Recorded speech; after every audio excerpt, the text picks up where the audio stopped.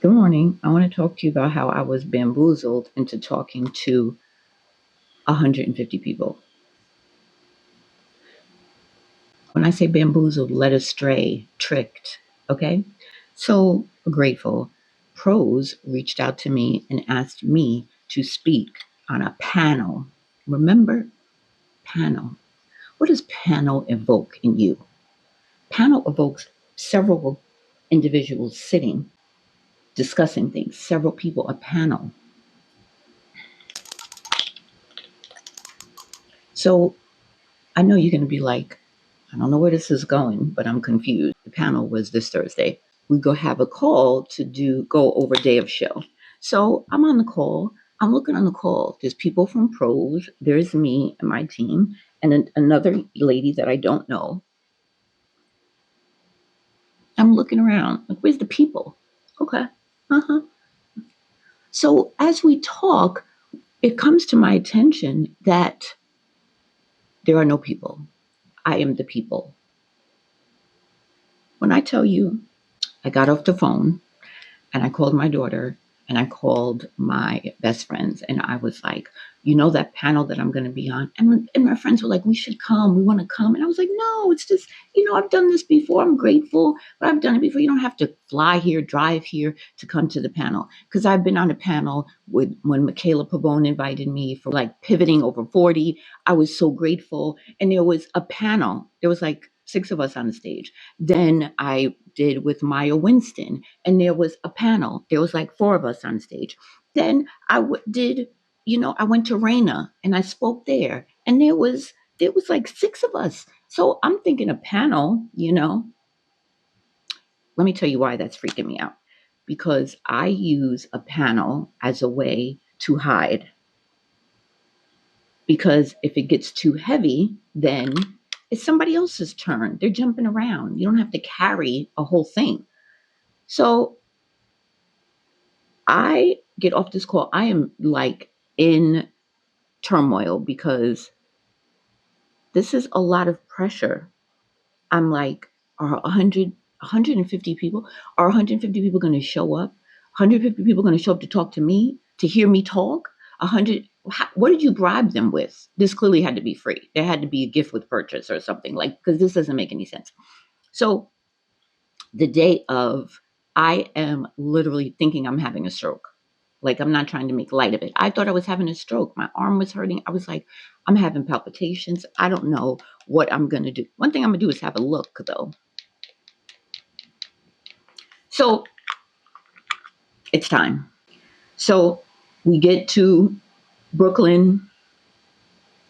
I think you're not supposed to touch the tip to your face, but I'm literally shaking. I arrive and they're like, oh my God, we're so happy you're here. You're happy I'm here? I had an option not to be here? Huh. Okay. Wish I would have known that. So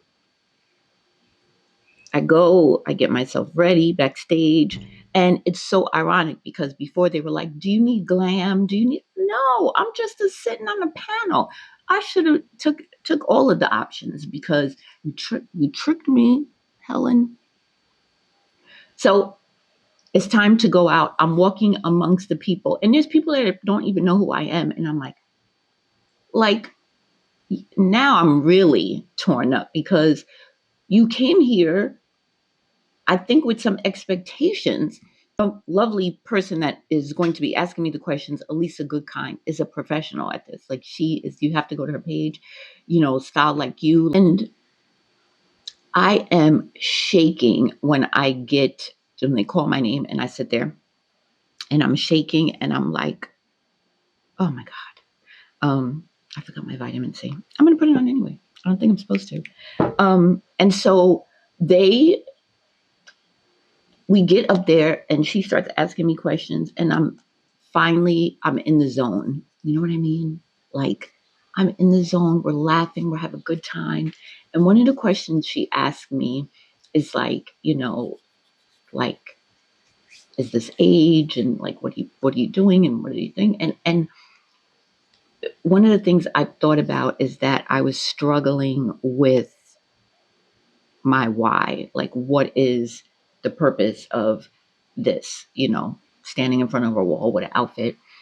And what was the purpose of Eddie going? And I was like, I don't know what my why is, but I'm getting there. So I said all of that to say that all the people that showed up there for Elisa or for me, um, I'm so grateful for that, because I see all these things that are like, just do it scared, do it whatever. And I really I was toned up. I'm not going to even hold you, but I know Eddie got me.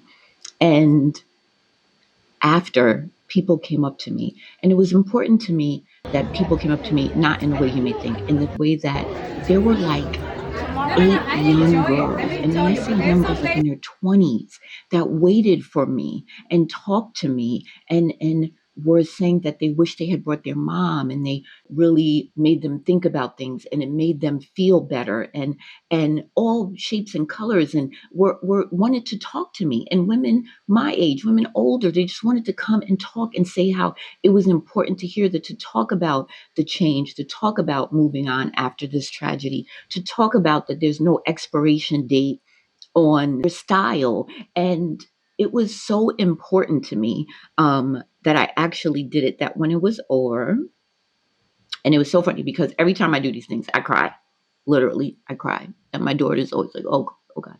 And I got through the whole thing. And usually when I talk about Eddie, I cry, and I got through. It's been a year. He's like, girl, let me rest in peace, because you're driving me crazy.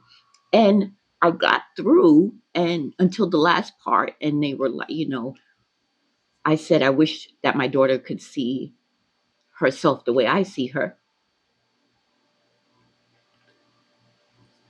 And I got choked up, and my daughter in the audience is like, not crying.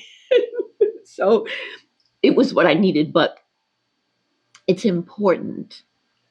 And even though sometimes we do these things and we do social media and we get on here, just know that, it's okay to do it scared, and it's okay to do something you didn't think you could do, and it's okay to try things that you shouldn't try. And I always have told my children this forever. It's not who you see, it's who sees you. And so if you think that what you're doing is not making a difference, sometimes it really is. So that is the story about how I was hoodwinked into speaking in front of 150 amazing humans that stayed to listen to me. So